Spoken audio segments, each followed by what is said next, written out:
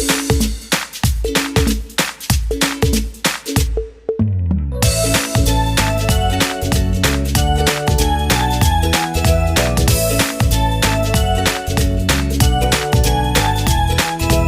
morning everyone. Welcome back to the online study of Max Divine. I hope you all are completely fine. आज मैं आपको Hindi reader पढ़ाऊंगी। Hindi reader का chapter number 7 भीड़ में खोया आदमी। इसके लेखक हैं लीलाधर शर्मा पर्वतीय। इनका जन्म 1 जुलाई 1944 ईस्वी को उत्तराखंड राज्य के धनगढ़ गांव में हुआ था। हिंदी भाषा और परिस्नातक की डिग्री प्राप्त कर लेने के पश्चात वे गढ़वाल राइफल्स में भर्ती हो गए।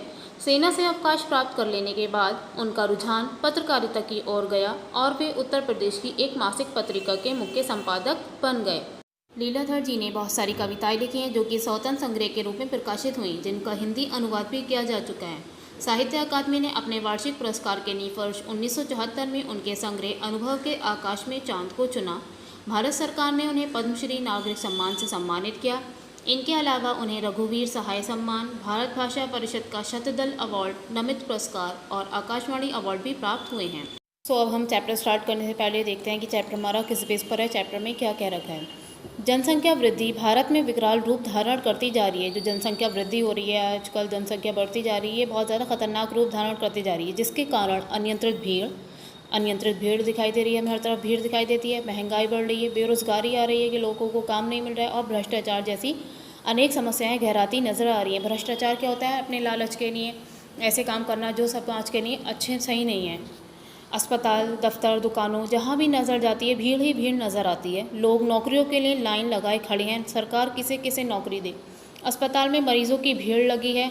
डॉक्टर किस किस का इलाज करें, समझ में ये नहीं आता कि यदि इसी तरह जनसंख्या बढ़ती रही तो आगे क्या होगा। यदि हमारे देश के लोग समय रहते सावधान नहीं हुए तो एक दिन भीड़ में स्वयं को ढूंढ पाना मुश्किल हो जाएगा। ये हमारा चैप्टर जनसंख्या पर बेस्ड है कि जो जनसंख्या आज बढ़ती जा रही है इसके वजह से क्या क्या परेशानियां हमें आज उठानी पड़ रही हैं। Now let's start our chapter. मेरे एक अभिन्न मित्र हैं। अभिन्न का मीनिंग होता है बहुत खास, बहुत करीबी, घनिष्ठ। बाबू श्यामलाकांत वह सीधे सादे, परिश्रमी मीन्स मेहनती, ईमानदार, किंतु निजी ज़िंदगी में बड़े लापरवाह हैं। मतलब अपनी पर्सनल लाइफ में बहुत ज़्यादा लापरवाह हैं। उम्र में मुझसे छोटे हैं पर अपने घर में बच्चों की फ़ौज खड़ी कर ली है। अब देखिए इसी पैराग्राफ के बेस पर एक क्वेश्चन आपको दे रखा है साइड में। बच्चों की फ़ौज खड़ी कर ली है, इस वाक्यांश से लेखक का क्या तात्पर्य है? मतलब लेखक इस वाक्यांश के ज़रिए क्या कहना चाह रहे हैं?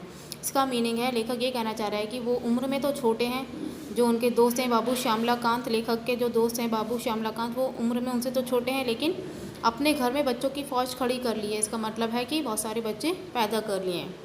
अब आगे देखते हैं हम चैप्टर। पिछली गर्मियों में मुझे उनकी लड़की के विवाह में सम्मिलित होने के लिए हरिद्वार जाना था।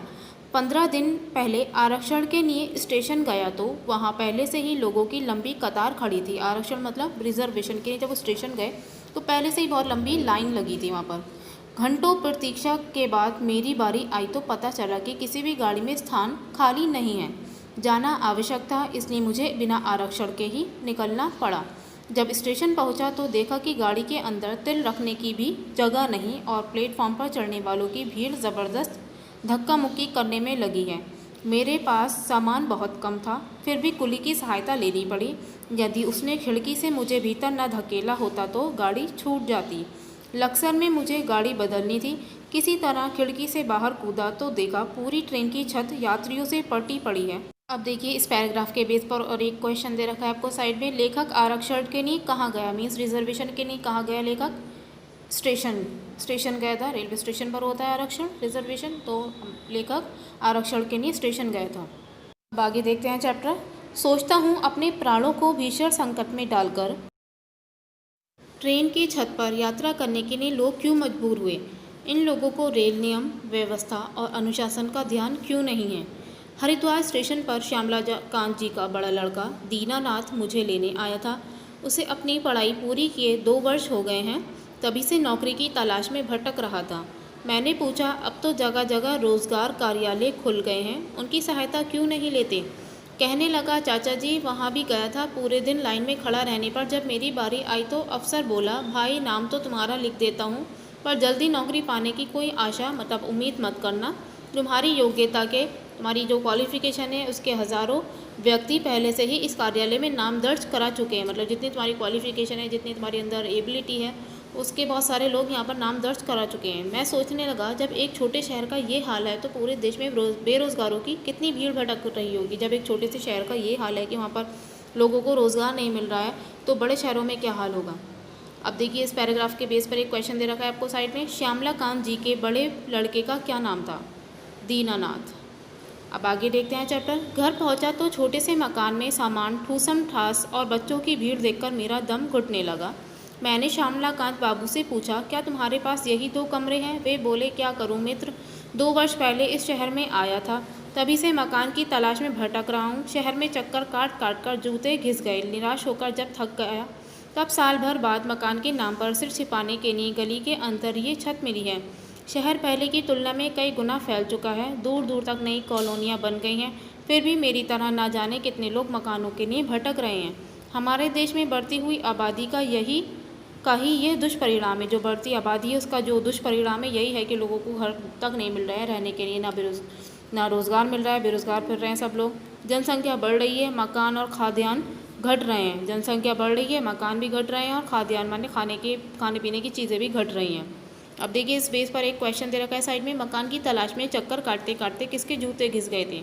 बाबू श्यामला कांत जी के। अब आगे देखते हैं चैप्टर। उस समय श्यामला कांत जी की पत्नी जलपान लेकर आईं। उनके पीछे उनकी 3 छोटी लड़कियां थीं और पल्ला पकड़े 2 लड़के। मैं उनकी दुर्बल काया और पीला चेहरा देखकर स्तब्ध रह गया। मीन्स हैरान रह गया, मतलब बहुत पतले थे वो बच्चे, पीला चेहरा था और बहुत ज़्यादा पतले नज़र आ रहे थे। मैंने पूछा, कब से अस्वस्थ है? मीन्स कब से बीमार हैं? डॉक्टर को दिखाकर इलाज नहीं करा रही हो क्या? वे फीकी मुस्कान मुस्कुरा दी, बोली, भाई साहब, इतने बड़े परिवार में हर रोज़ कोई ना कोई बीमार रहता है। डॉक्टर को दिखाने अस्पताल गई थी, पर अस्पताल में आजकल रोगी और उनके संबंधी मधुमक्खी के छत्ते की तरह डॉक्टर को घेरे रहते हैं।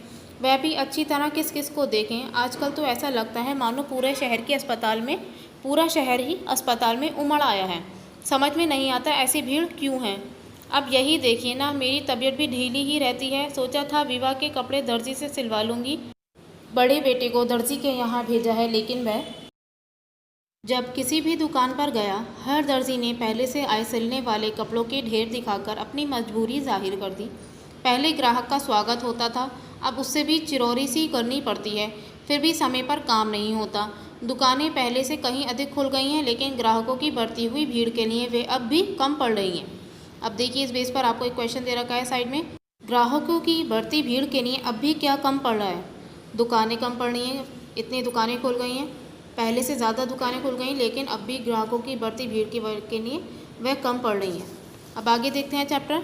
तभी बाहर से दूसरे बेटे सुमंत का हारा थका झुंझलाया स्वर मीन्स आवाज़ सुनाई दिया, माँ जल्दी से 1 कप चाय बना दो, आज पूरा दिन राशन की दुकान पर लग गया। इतनी भीड़ थी कि लाइन ख़त्म होने को ही नहीं आती थी, फिर भी पूरा सामान नहीं मिल पाया।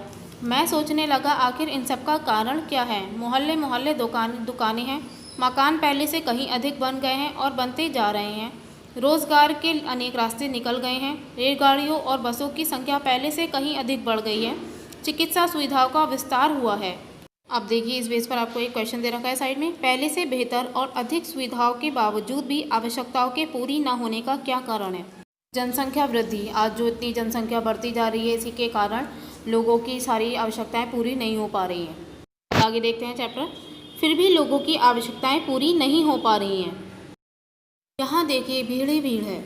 ये भीड़ क्यों बढ़ती जाती है? क्या आदमी स्वयं इसके लिए उत्तरदायी नहीं है? क्या आदमी इसके लिए खुद जिम्मेदार नहीं है? घर में बच्चों की भीड़ है। ये भीड़ भले ही हमें अच्छी लगती हो, लेकिन जब तक बच्चों के पालन पोषण की, रहन सहन की, शिक्षा दीक्षा की पूरी सुव्यवस्था ना हो, ये भीड़ दुखदायी बन जाती है। अगर हमारे पास उन सब के लिए रहन सहन की या शिक्षा की पूरी व्यवस्था नहीं हो, तो ये भीड़ हमें दुख देने लगती है। अस्पताल में भीड़ क्यों है? क्या ये भीड़ किसी को सुहाती है, किसी को अच्छी लगती है? क्या कोई स्वेच्छा से, अपनी इच्छा से अस्वस्थ होता है, बीमार होता है? नहीं, स्वयं कोई बीमार नहीं होना चाहता। बीमारी कुपोषण से, मतलब सही से खाना नहीं मिल रहा, गंदे और संकीर्ण मकानों के दूषित वातावरण से होती है। यदि सीमित परिवार हो, स्वच्छ जलवायु हो और खाने के लिए भरपूर भोजन सामग्री हो, तो बीमारी से बचा जा सकता है। रेल बस में भीड़ का कारण भी बढ़ती हुई आबादी ही है। आबादी का संतुलन बिगड़ने से भीड़ के साथ देश का आर्थिक संतुलन भी बिगड़ता है। जैसे जैसे आबादी का संतुलन बिगड़ता है, आबादी बढ़ती जाती है, उसके साथ साथ जो भीड़ है देश की, भीड़ के साथ साथ देश का आर्थिक संतुलन भी बिगड़ता है। जो उसका पैसों का जो संतुलन है वो भी बिगड़ता जाता है, महंगाई बढ़ती जाती है, देश के अनुशासन पर दुष्प्रभाव पड़ता है, सड़क पर दुर्घटनाएं होती हैं, सार्वजनिक स्थानों पर नियम और व्यवस्था का पालन नहीं होता।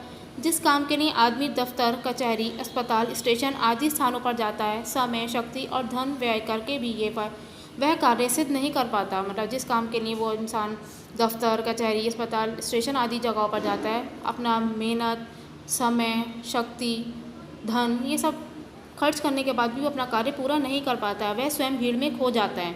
भीड़ में खोया आदमी शायद ये तो समझ ही जाता है कि ये बढ़ती हुई जनसंख्या का परिणाम है। मुझे अपने मित्र श्यामलाकांत को अब इस भीड़ का रहस्य बताने की आवश्यकता नहीं है, क्योंकि वे स्वयं इस विपदा को झेल रहे हैं, इस मुसीबत को झेल रहे हैं। ऐसा लगता है कि यदि समय रहते हमारा देश अब भी नहीं चेता और श्यामलाकांत बाबू की तरह परिवार बढ़ता ही गया तो वह दिन दूर नहीं जब वह स्वयं इस भीड़ में और इससे पैदा होने वाली समस्याओं में पूरी तरह खो जाएंगे। अब देखिए इस बेस पर आपको एक क्वेश्चन दे रखा है साइड में, देश का आर्थिक संतुलन किस तरह बिगड़ता है। आबादी का संतुलन बिगड़ने से भीड़ के साथ देश का आर्थिक संतुलन बिगड़ता है। जैसे आबादी का संतुलन बिगड़ता है, उसी के साथ भीड़ के साथ देश का आर्थिक संतुलन भी बिगड़ता है। नाउ यहाँ आपका चैप्टर नंबर 7 कंप्लीट हुआ। आई होप ये आपको समझ में आ गया होगा कि जनसंख्या वृद्धि के क्या दुष्परिणाम हैं और हमें इससे बचना चाहिए, और न ऐसा दिन दूर नहीं कि जब हम भीड़ में खो जाएंगे, हम अपनी पहचान भी नहीं बना पाएंगे। Homework time. होमवर्क में आपको इस चैप्टर के शब्द अर्थ करने अपनी फेयर कॉपी पर नीट एंड क्लीन राइटिंग में, और इसके आंसर शीट सेंड कर दूँगी मैं इस चैप्टर की। इससे आप अपना वर्क कंप्लीट करेंगे, क्वेश्चन आंसर्स करेंगे कॉपी पर, और एक्सरसाइजेज अवतरण ये आप बुक पर रिफिल करेंगे नीट एंड क्लीन राइटिंग में। मात्राओं का, स्पेलिंग्स का ध्यान रखते हुए ये सब वर्क आप कंप्लीट करेंगे अपनी फेयर कॉपी पर, और कल सुबह 8 बजे से पहले ये वर्क मुझे सेंड करेंगे। Okay, thank you and have a nice day.